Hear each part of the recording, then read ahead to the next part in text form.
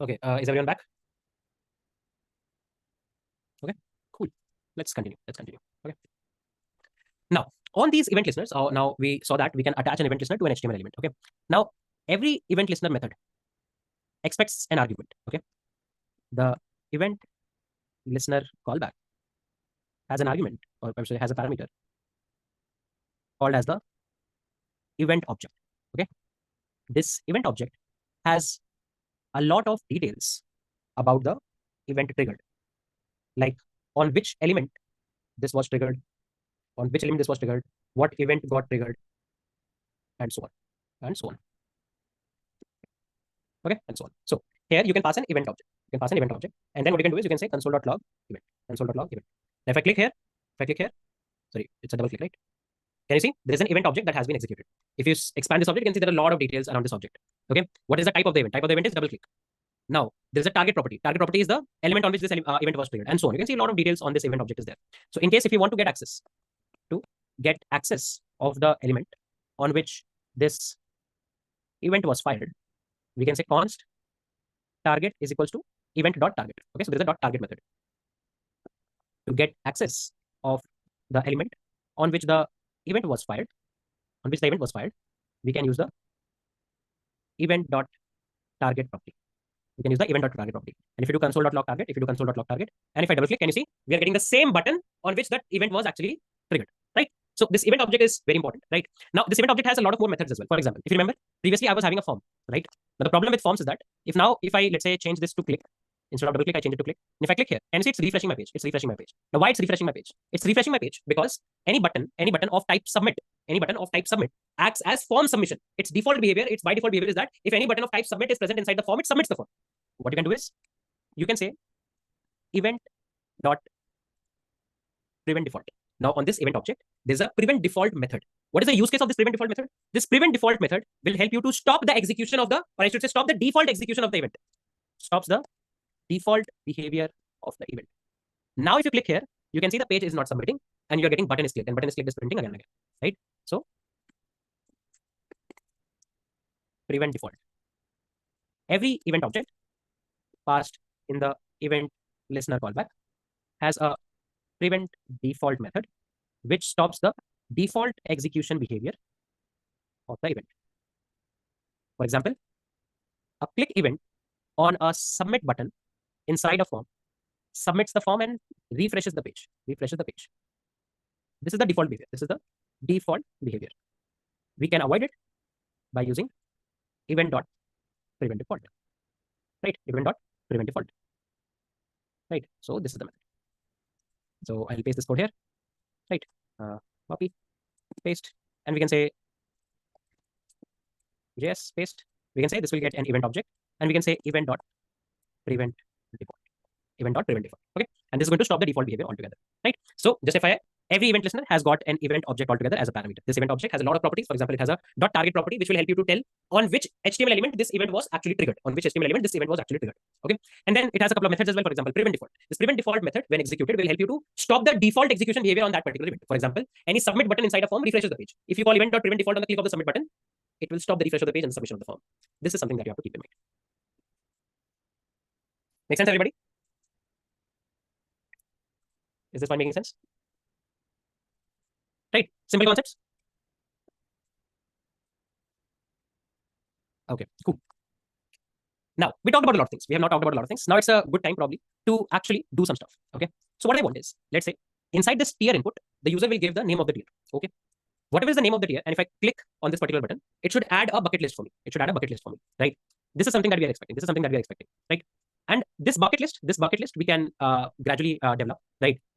First of all, you have to technically think about the fact that how exactly this bucket list should look like. How exactly this bucket list should ideally look like, right? You have to figure out that whether there should be a div, inside that div, there should be something else, so on and so forth. All of these things you have to figure out, right? But we can have at least a very basic, I would say, HTML structure that can help us to prepare this kind of a tier list altogether. So what we're going to do is, inside my page, I'll create a section, and I'll give this section an ID of tier list section. Okay, tier list section. Okay, this is a tier list section. And how my tier list probably should look like is, that there should be a div. Inside that div, there should be an h1, where there should be the name of the tier list, for example, sample tier list. And then there should be, let's say, another div, which should be a kind of like a drop zone. right? We can say, we can give it a class tier list items. Okay, something like this should be there, right? That we should have a section, right? And there should be more tier lists like this. Copy, paste, and so on, right? Sample tier list. So every time when the user will give a new tier list name and click on this button, there should be a new list added in this particular format, altogether, right? This is the agenda that we want to have. First of all, let me give some basic styling so at least we are able to distinguish them properly. So what we can do is we can say tier list section, or maybe let's do one thing. Let's give them a class tier list, and here we can say tier list. Okay, tier list. We can give it a border 1 pixel solid black. Okay, then we give it a border radius of let's say 30%. Not 30%, let's say 30 pixels. Yeah. Okay, and then let's do one more thing. We have an H1 inside tier list. We have an H1 inside tier list. We'll say border right as 1 pixel solid black. Okay. We have a tier list. Inside the tier list, we have an H1. Oh, first of all, 1 second. Let's see why the border right is not coming up. And let's do one more thing. Let's give it a margin from the top. Margin top, let's say 2 rems. Okay, this is good. Let's give it some padding also. Padding of 1 rem. Okay, this is good. And okay, yeah, border is coming up. Border is coming up. So now let's do one thing. Let's enable a flex box here. So I'll say display flex. Okay, and you can see now this border is technically coming up. And we can have a padding right of 10 pixels. Save it. And you can see this is the border coming up. And let's see what else. Yeah, this is something that I want. Okay, so whenever like I'll improve the styling later. But whenever we want to have a tier list, we will add it like this, and you can see more tier lists will come up. If the user will write a superhero, one more tier list will come up. This instead of the sample tier list, we will just give the name of the tier list that is coming up here. Okay, cool. Now we have to structure it. And enable it with JS. So now what's the agenda? The agenda is that now at any point of time when the user writes some tier and clicks here, a new tier list section of this tier list div should be added. Now how can we do that? So we can even create elements using JavaScript. That's the best part. Okay, so we have a method called as create element. Okay, let me first of all show you this method. If I go and click on inspect console, you can say const div is equals to document dot create element, and this document dot create element function takes the tag name. So let's say the tag name is div. The moment you do this and you see what is inside the div variable, can you see it has technically created a div for me. So this can actually create an element, and then what you can do is you can take this element and attach it to your DOM tree inside any element. So let's see this in action. Okay, so we can say document dot create element. This function can help you to create brand new HTML elements using JavaScript while running the program. Okay, this function takes one argument, that is name of the tag of the element to be created. Okay, so for example, what I'm going to do is I'm going to write a function. Let's say add, or I should say create tier list. I'll create a function, create tier list altogether. Okay, what we will do in this function is we will say const new tier list is equals to document dot create element div. We are going to create a div. You can see this is a div here. So we are going to create a div, but it's not just a normal div. Inside this div, you have a class as well. And what is the name of the class? The name of the class is tier list, right? The name of the class that has been given is tier list altogether. So what you can actually do is you can add classes also inside your element. The element created can be, or I would say the attributes of the element created can be modified as well. For example, if we want to add a class name to the newly created element, we can use the class list property. Okay, so for example, let me show you. So let's say if I say const div is equals to document dot create element, and if I try to print the div, this is the div. I can say div dot class list. Can you see currently the class list is coming empty? I can say div dot class list dot add hello. And now if you see the div, can you see this is not a normal div. This div has been attached with the class hello. And now if you check div dot class list, can you see this has been attached with the class value hello, right? So this is an interesting part. Okay, so one quick note. The class list property is kind of like an array of class names attached to an HTML element. This property can be accessed on newly created elements and already existing elements as well. Right? You can access this property on already existing elements also. So for example, if you try to get this input tag and then try to get the class list, you can actually get that. Okay, so it's a pretty simple stuff altogether. So now what we're going to do is we're going to say now we have this div. We will say new tier list dot class list dot add tier list. Okay, this class we want to add. But can you carefully see? Nothing is actually happening. Why? Because this create tier list function has not been called at any point of time. We should technically call it, right? So I will, let's say, call this function here. The moment you call this function here, you can see still nothing has been attached to the UI. Why is that? Because you just created this div. You have not attached this div anywhere. You have not added this div anywhere. So that is what we would like to have to do. But before we do that, we need to complete this div. Can you see this div is not completed? Why? There's an heading left and there's a div left. Okay. So this is going to get an argument of tier list name. It's going to get an argument of tier list name. Okay. And we're going to create an h1 element as well. So const heading is equals to document dot create element h1. And we can say heading dot text content is equals to tier input. Right? We know that how we can actually change the actual text content using the text content property. Okay. So now we have a heading as well. We now need to create one more div, that is tier list items. So I'll create one more div, new tier list items. Okay. And this should have a class tier list items. This should have a class tier list items. You can see. Okay. Cool. Now you can see you have three elements. One is the div, one is this heading, one is this div. All three elements are separately present in the memory. How they should be ideally present? The h1 and this items div should be present inside the tier list div. How can you do that? So the best way to do it is you say new tier list dot append child. So there's a method called as append child, and you append the child heading, and new tier list dot append child, new tier list items. Okay. So let's talk about it. HTML element dot append child. Okay. We can append an HTML and a given HTML element as a child of another element by using the append child method. Append child method. Okay. For example, something like this we can do. Okay. And this should be here.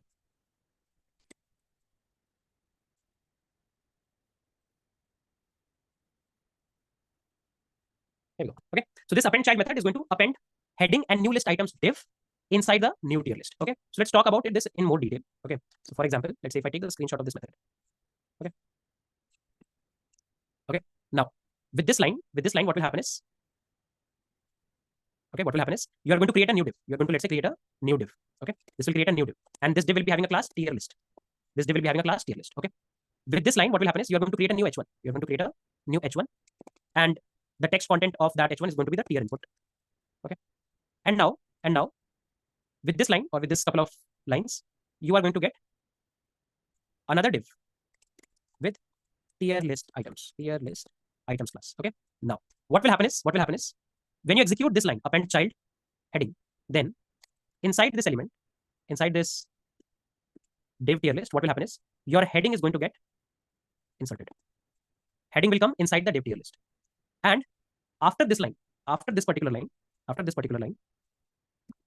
inside your tier list, your div tier items, let's do it like this, copy paste, your item list will also get appended. So this is going to be the structure. This is going to be step number 1. This is going to be step number 2. This is going to be step number 3. This will be 4, and this will be 5. This is how step by step things are going to work. That you are going to first of all create the tier list, then you create the tier input heading, then you create the tier list items div, and then you take the heading and append it as a child inside this. You take this tier list heading, you can see this heading, and you append this as a child inside this, and this will be the structure looking like. And then you append one more child, because a tree node can have more than one child. It's a generic tree. So this list items you take, and then you append it here, and this will be the output that you are going to get. And that's how you can create the elements on the go and append it. But if you carefully see, there is nothing coming on the UI. Why?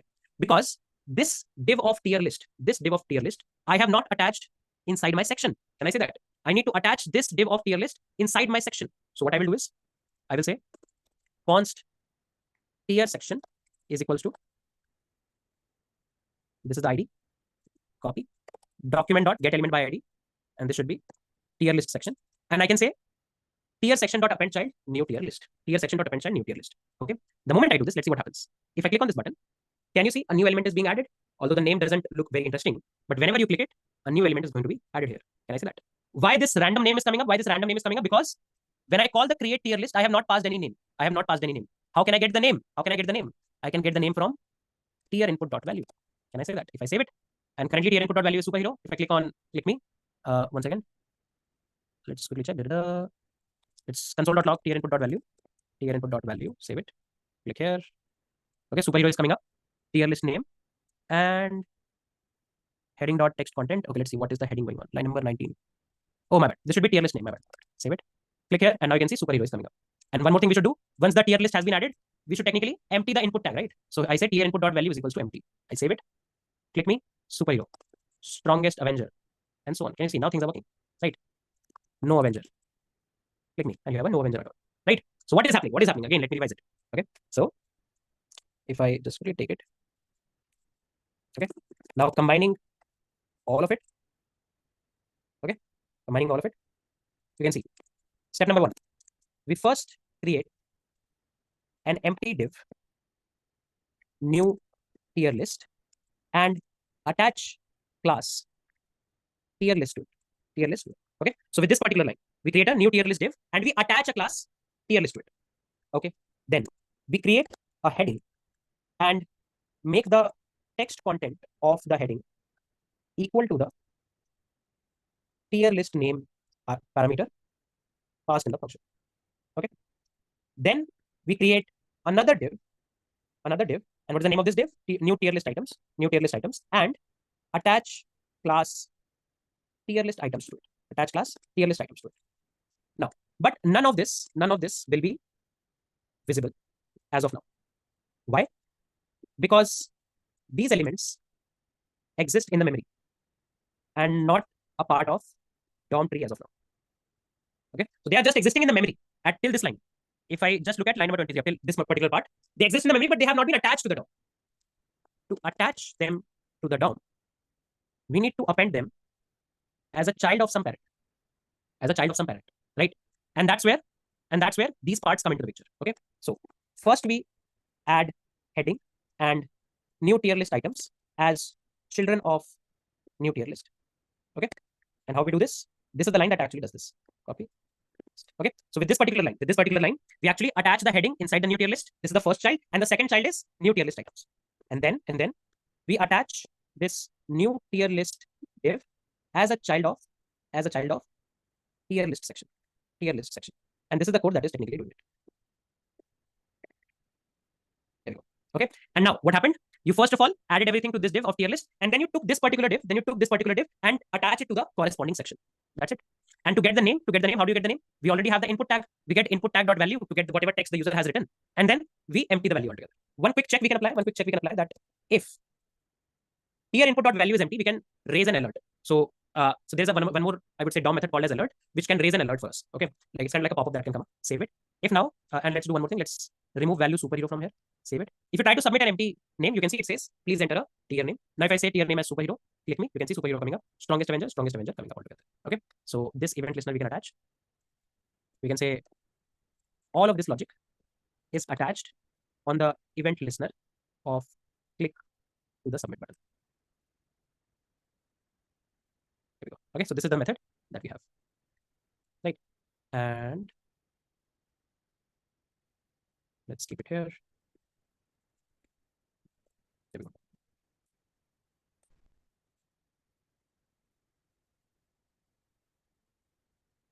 Okay, quick note.